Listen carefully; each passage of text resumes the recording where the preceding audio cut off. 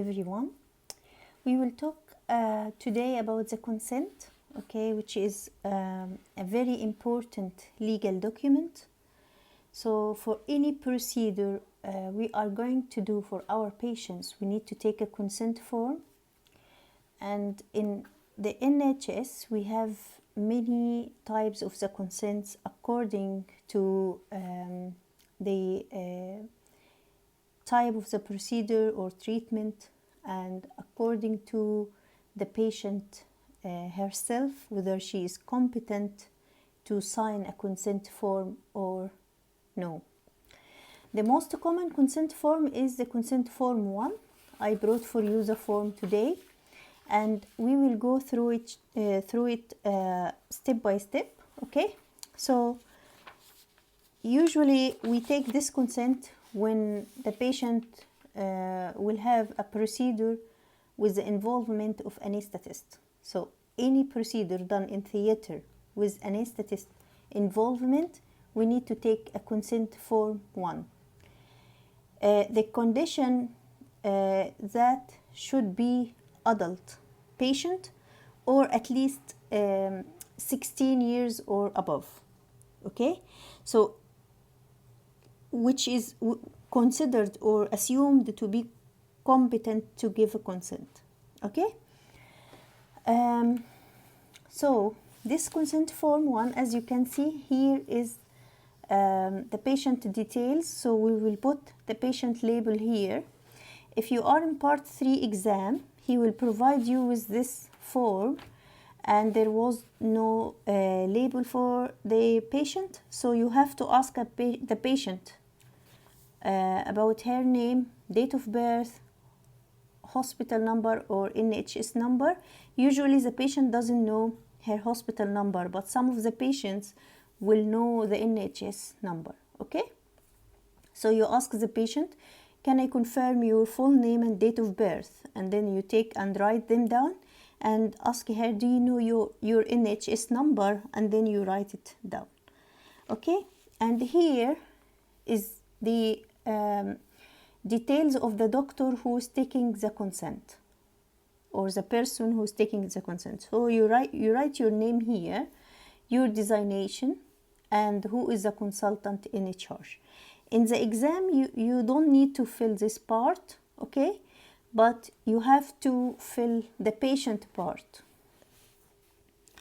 Okay, the second section is the name of the proposed procedure or course of treatment, and we include brief explanation if medical terms are not clear. What does this mean? So if we are going to do, for example, a laparoscopy, so we mention here the proposed procedure is, for example, laparoscopic ovarian cystectomy. If the patient doesn't know what is laparoscopy, so we open brackets and we will write down keyhole surgery to remove the cyst from the left ovary, for example, you know. So it's a brief explanation in bracket with the language which the patient can understand. Okay, and then the statement of healthcare professional. This is the statement of you. Okay, you have to fill this part. Okay, so you state that you have explained the procedure to the patient, so you have to tell the patient what the procedure is likely to involve. So if I am giving the example, if we are going to have a laparoscopy, so if you are going to have a laparoscopy, you explain to the patient that it's a keyhole surgery. When we go inside your tummy through a small opening in the belly button, and the camera will be representing what's inside on a screen, and then we will have a look inside with the camera, and if we detect any pathology or if we confirm the diagnosis, then we will do the surgery, you know. So this is how to explain what the procedure is likely to involve. if it is a cesarean section, you can tell her, we will do a small cut in your tummy in the bikini line, and then we will open the abdominal wall or the tummy wall by layers, and then we will open the womb with a small cut, and then we will deliver your baby and placenta, then we will close everything by order. Okay, so this is how to explain what is the procedure is likely to involve. So each procedure you have to explain to the patient in a simple way. And the very important thing is to explain the benefits and the risks. It's not only the risks, you need to tell the patient what is the benefit from doing hair surgery today. So if we are going to have a diagnostic laparoscopy, for example, so we can tell her we are going to have this keyhole surgery to diagnose the reason for your pelvic pain, for example, or to remove your ovarian cyst, or to surgically treat your ectopic pregnancy, or if it is a cesarean section, is to deliver your baby safely. If she is a breech presentation and she's planned for C-section, we tell her to avoid the complication of vaginal breech delivery. So you have to tell what are the intended benefits of doing hair surgery. And then the risks. Before you tell the patient the risk, you have to signpost for the patient, because if you go to the patient to take her signature and agreement on a surgery, we don't need to scare the patient with serious risks. And usually we need to start with the common risks, which is pain after the procedure, bleeding, infection, the common risks that the patient can expect, and try to defer the serious risk till the end. But please don't forget any of either the common or serious risk, because if any of the risks happened and the patient doesn't have explained that risk and signed the consent form including that risk, she has the right to complain. So usually for any procedure, we start with pain, bleeding, infection. So first you have to put these 3 risks. The pain, and start to explain the patient, this is the risk, and we try to reduce it by what. So the risk of pain, which is common after any surgery, but don't worry, this pain can be managed by painkiller if you are under epidural, or the anesthetist will take care of your pain post-operatively, like that. The bleeding, so any surgery can have the risk of bleeding, okay? Usually we don't expect huge amount of bleeding in our surgery, but sometimes unexpected bleeding may happen. So are you okay if you need a blood transfusion? Shall we go ahead with that? Do you have any restrictions about blood transfusions? Because some patients may have a religious concern if they are Jehovah's Witness. If she has this concern, she needs to tick this point, which is the advanced directive to refuse the treatment, okay? Like Jehovah's Witness, okay?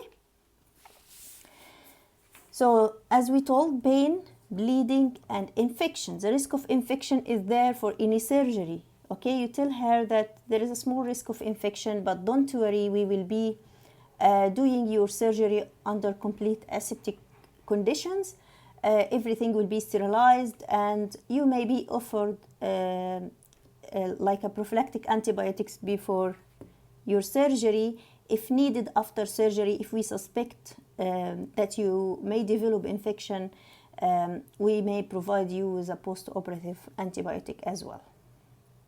Okay, so the 3, pain, bleeding, infection, you have to put them for every surgery.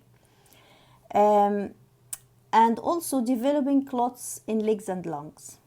Okay, this is one of the risks. You have to write it down. You tell her any surgery can carry the risk of developing clots in your legs, and these clots can migrate to your lungs. But don't worry, we will provide you with some elastic stocking, and sometimes we may put a pumping machine which pumps your veins during you are in theater. And if needed, according to your risk, we can provide you with some blood thinning agents after the surgery. Okay? And then you specify the other risks according to your surgery.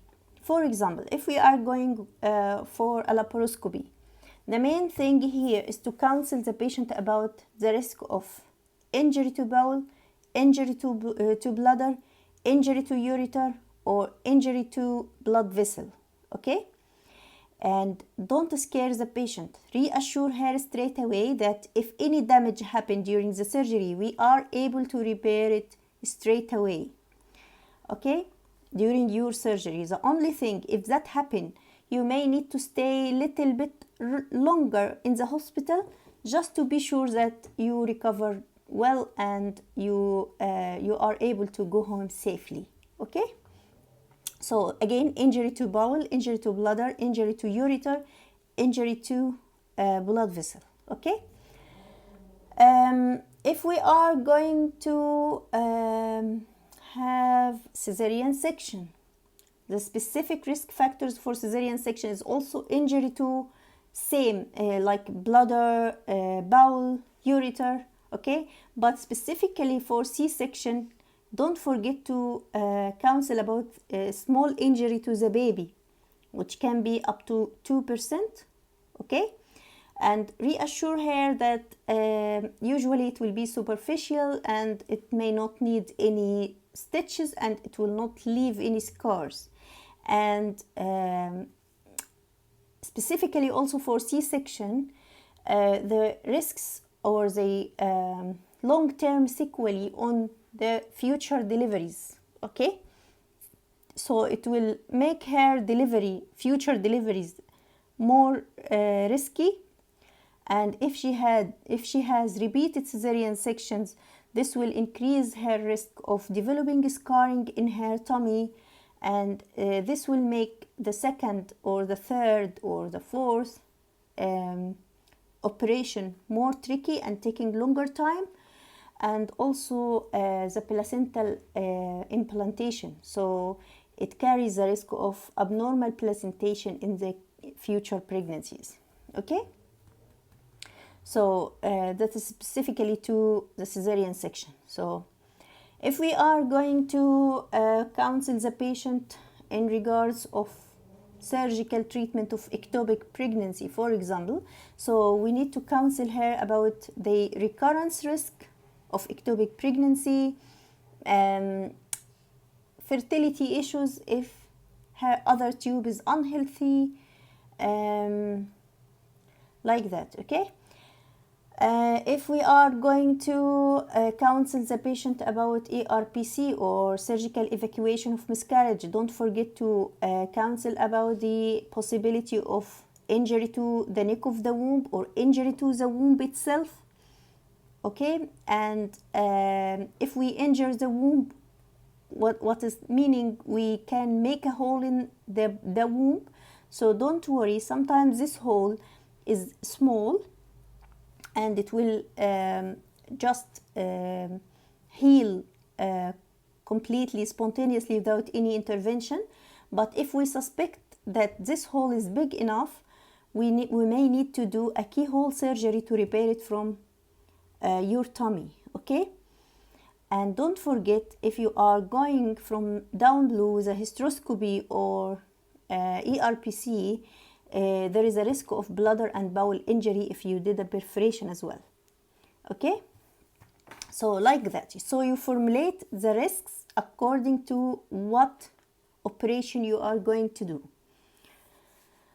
And then I have provided the following patient information leaflets. So if you have a patient information leaflet, you have to provide the patient with it.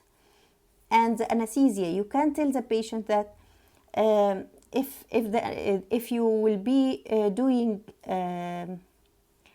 the operation under general or regional anesthesia, like a cesarean section, like a laparoscopy, like an ERPC, like that. So you take this point. If it is under local anesthesia, like if you are going to do wide local excision, you take this point. If you are doing only under sedation, you take this point.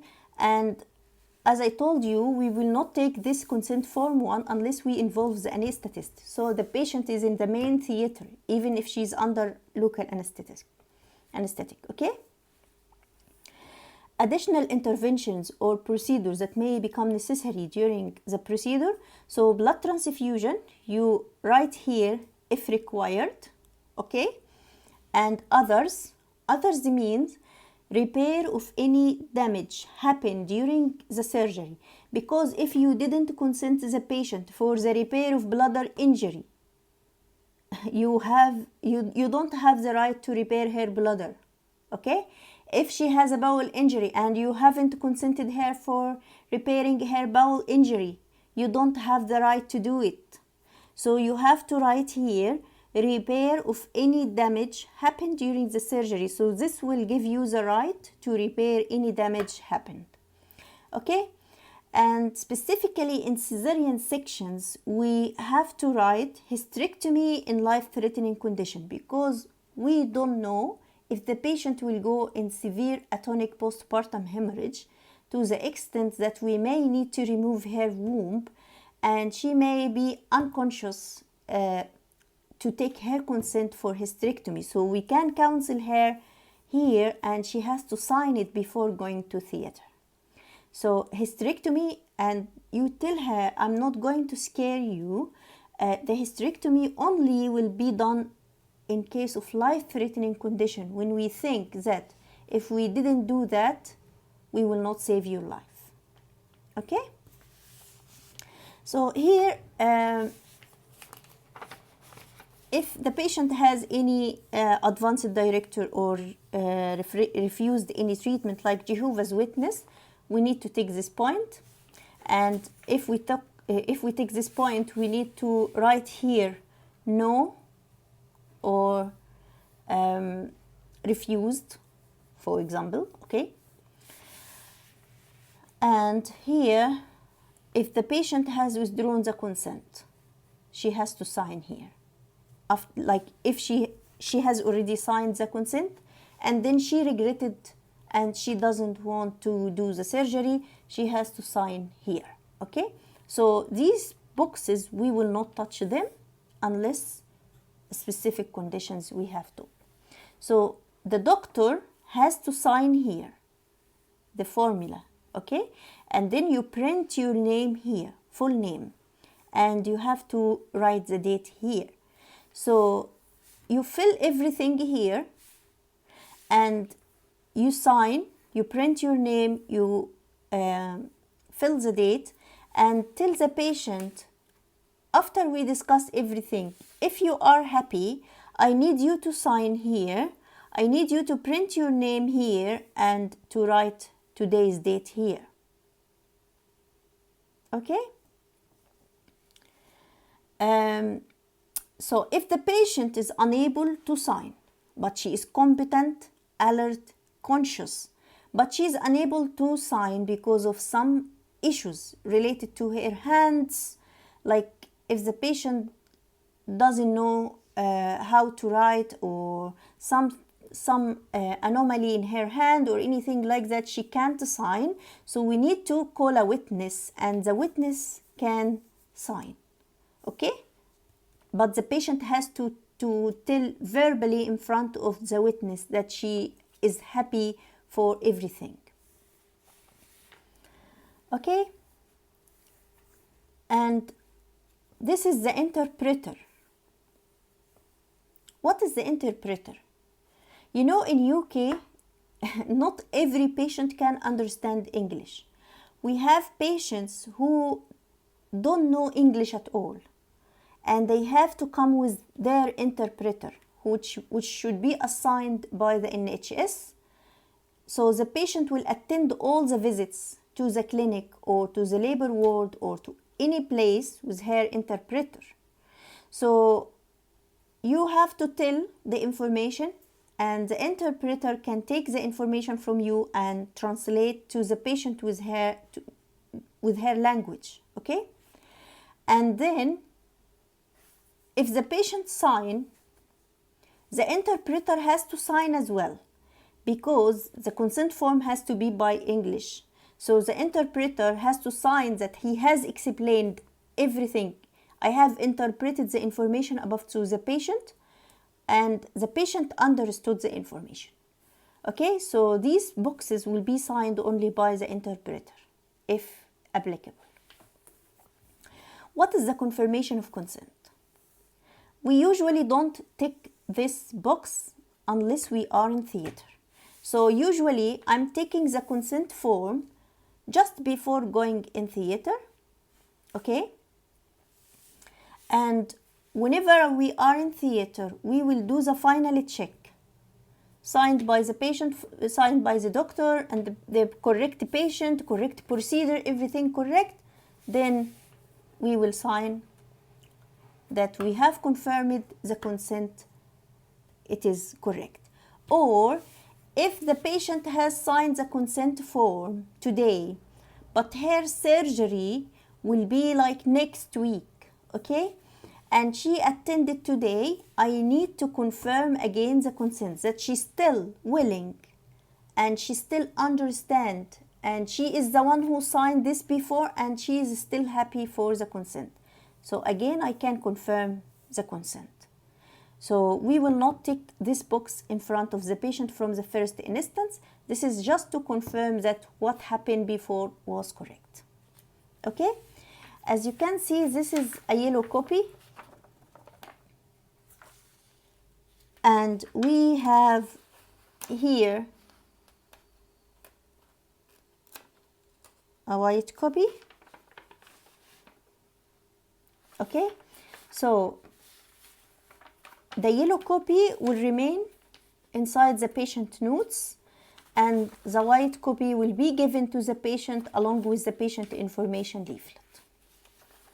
Okay, so that's it today, and I'm going to discuss the other forms of the consent, which is consent form 2, 3, and 4 in another videos. But you know, the most common one we usually use is the consent form 1. Thank you.